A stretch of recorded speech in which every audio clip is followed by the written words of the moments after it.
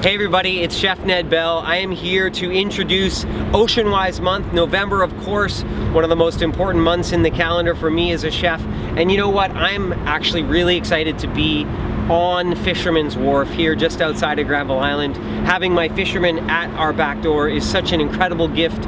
You know, knowing your fishermen, knowing where your fish comes from is so incredible when it comes to quality seafood being in your kitchens. Of course, chefs are all about ingredients and where they come from, and Oceanwise Month is all about sustainable seafood. So if you know your fishermen and you know where your fish comes from, that's of course two great steps in the journey of better fish, sustainable fish, and responsible fish.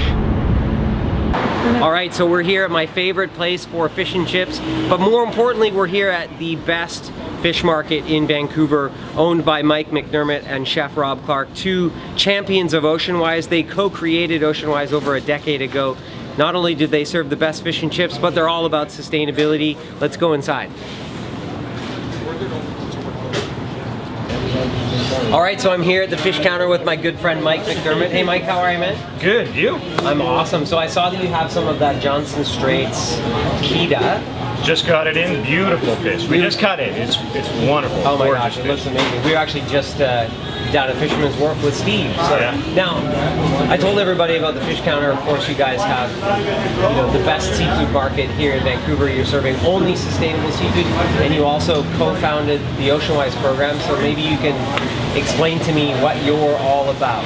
Yeah, I mean, basically the idea behind the fish counter, we really just wanted to change the idea of what a fish store was like, your experience with a fish store.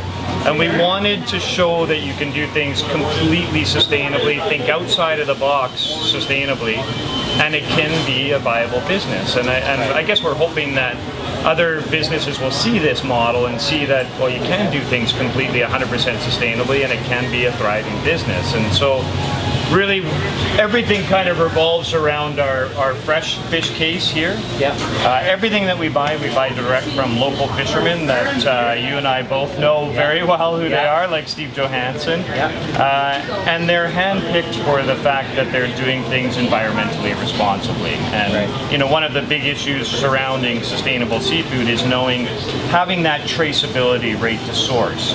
So by going direct to the fishermen like Steve Johansson or like Rick Burns, I know exactly where each fish is caught, how it's caught, where, when, and that really helps me be assured that it is coming from a truly sustainable source and that everything was done well.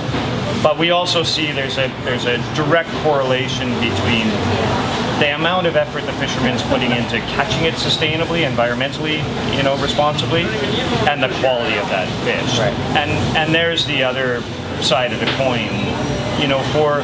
If people are really truly going to buy into sustainable seafood and make it their everyday norm, I think that it has to be the best fish they've ever had, because that will sell. I mean, there's still objections to sustainable seafood. People love the idea that it's sustainable, but things like cost, quality, convenience can trump it. It's still got to be the best fish you've ever had. Got to be the best fish. It's got to be easy. We help people know how to cook it, or know how to clean it, know how to cut it, the whole thing, know how to butcher it. I mean, your business partner Rob Clarke, Chef Rob Clarke, of course, one of the most famous chefs in the country when it comes to sustainability, and he, previous to Fish Counter, proved that you could live that way as a chef in the restaurant world.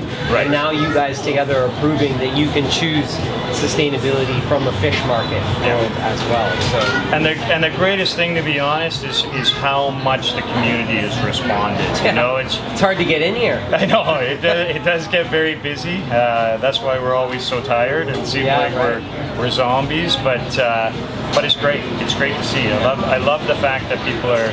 We didn't know the fish and chips was going to go so crazy, but again, when you start with that quality product, people love it.